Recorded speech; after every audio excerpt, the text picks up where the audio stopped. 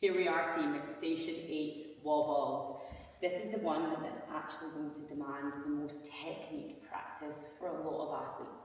Now, with the wall balls, what we're looking for as judges is that your hips are below parallel. That means your hip bone is below your knee. So I'm going to hold on to the bench here just so I can show you properly. Quite often what we see is people will get to about here in that wall ball, or they might even get just to here. In your head, you're like, yeah, my hips are below parallel. But we need to make sure that that hip bone here is below that knee. So I need to actually be right in this pocket here. That's the thing that a lot of athletes are missing. So you need to work on that mobility until you can get into this range comfortably. Now, with that in mind, we also want to be able to keep the elbows nice and high on that wobble. What often happens is people catch the ball, the elbows drop, and then they try to squat down. And then in this position here, I'm completely losing my range, and I'm in more of a deadlift position. It is completely inefficient. You're going to drop the ball, you're going to be more fatigued, and you're going to spend so long on wobbles. So what's key is if we think about the hands being at 5 o'clock, 7 o'clock, so not quite at 3 and 9, they're in just a touch, so the thumbs are almost at the front of the ball. As we sink down into that squat position, we are below parallel. Try to practice keeping the elbows up. If you need to, you can come in line with the chin, that might help you ever so slightly, but trying to stay as high as you can here is going to be more beneficial. Then of course as you drive up, hips come through, and you're going to push that ball up and overhead.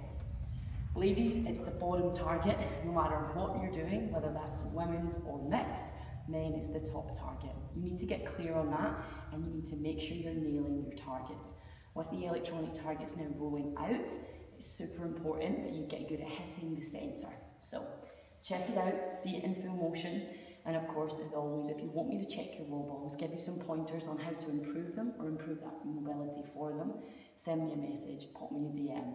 Otherwise, check it below to see how to improve your wall balls in a race setting and some top tips for race day.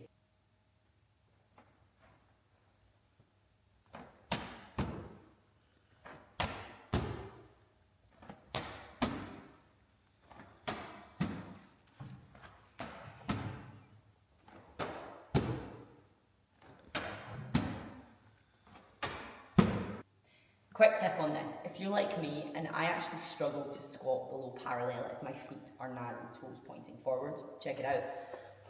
Ooh, I'm really stiff in that angle. My hips don't like it. Generally it's because of my femur length.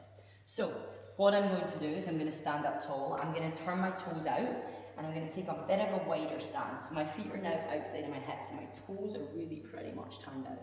All that's going to do is allow me to nice and easily get down into that hip space. Sounds like something really simple and really obvious, right? But it can make all the difference on your wall balls. If your coach is constantly telling you that you're struggling to get down below parallel and you're struggling to get into that range, take your feet wider, bring them out, and even if your heels lift, it's not the end of the world. There's no rule on your heels have to stay down in wall balls, okay? It's about getting, as I said, hips below that knee crease, below parallel.